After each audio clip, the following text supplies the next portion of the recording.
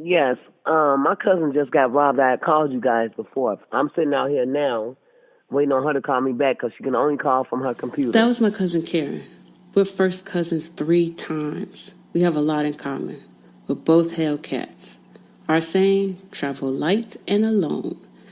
It's symbolic of a freedom to live how we want. She got robbed at gunpoint. 2 guys robbed her at gunpoint.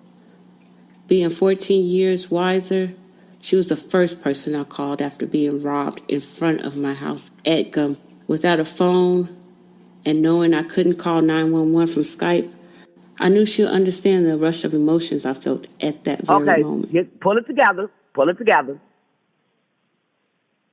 It stop you. This a motherfucker violated you. You ain't did nothing to deserve that. You don't deserve that. After a night But you out know with what, some friends, it was about 3 a.m. when I on a came, warm when I June dropped night. you off, I said, 2 young this men time walked I out of a told y'all, I dark said, gangway a few doors that's a down. bad spot. Being the Chicagoan But I when I am, I walked up in spoke that house, like I we looked always down. do Every and time I kept come over walking. there, I be like, They took out a tiny motherfucker, gun this and told me to right hand here. over my purse. So Not normally seeing the what I gun do, at I first, walk in I the kept street. walking. When they asked again, I freaked the fuck out, demanding to know if they were But actually you know, it's serious. not the whole thing. That's when the devil called himself being real busy. When you were happy and you was kicking it yesterday, you looked good. You was trying to get in another It environment. confused the 2 young men and caused them to back up. My first thought was to dismiss them and keep walking. They were so far back, I had to walk towards them and give them my purse. So Why fucking can't we just lame. look at it and say, what is wrong with our motherfucking people that they feel that they can just intimidate us? But these are Robbery kids. is just an unfortunate reality of city living. This was my first armed robbery. Well, it ain't like I ain't never been robbed. I mean, sure, they got me and Cheryl together. Shit. So many people I love have seen the barrel of a gun. Those of us that scathed the incident unharmed experience a slow, seeping, psychological journey that alters your every move. Karen is right. It is a violation. All right, go ahead. Go ahead. I got you. I got you. All right, bye. This project is my attempt to process the experience, understand and express the effects on an individual level. I would like to share and connect with others in an effort to heal from the trauma.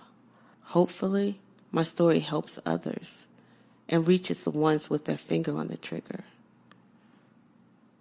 After a week of racing home before the streetlights came on, one afternoon while parking, I froze. Seeing my friend and neighbor Henry talking with the kid who had the gun, I learned he lived 2 doors down. I can see his house from my kitchen. I watched dude grow up. So That's why I watched them grow up. That's why when you say it, and then like the incident when you pulled up, and I'm like, hey sis, woo woo, and he just disappeared because he was standing right there and shit. And you told me that. That's why, because I know dude grandma.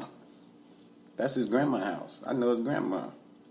You know what I'm saying? So, like, shit, immediately, like, dude, I want to know what's happening. For real, for real. Have you talked to him about it at all? Because I know when you said when we had pulled up, you would say you were just talking to him about trying to get on the right track and shit. Yeah, exactly. Because that's what he went. That's what he was. He had just got out of jail for the same dumb shit. He just got out of jail for the same dumb shit, and I hadn't even seen him. That was the first time I seen him in a minute. Why do you think that he hasn't quite learned his lesson? You know what I mean? I don't know. Sometimes it takes us to learn to go through a process over and over again and I'm talking about me with this one, you know what I'm saying? We go through a process to learn something and we don't learn it. So the man say, hey, you ain't learned what you need to learn to go to the next step in life, so I'm finna send you through this situation again, and if you don't get it, you're gonna go through it again. So obviously he ain't learned what he need to learn because he got out and is still doing the same dumb shit. Unable to accept the complexities of the situation, I wrote this letter. Young men, I hope this is not the first time you've been addressed as men. I want to remind you that you are no longer kids. Men are responsible for their actions. There's a difference between being grown and being an adult. Adults don't run from consequences. Armed robbery is a felony resulting in 6 to 30 years, a huge consequence for a cracked iPhone and $200. I get it. You ain't scared. But what happens when you can't hide behind that pole and your whole family ends up eating chicken and cake at the repast? Your fear is evident. You don't want to rob or shoot me. The fear in your eyes, body language, and the direction of the gun is familiar. I recognize the same fear and frustration in the high school students I teach every day.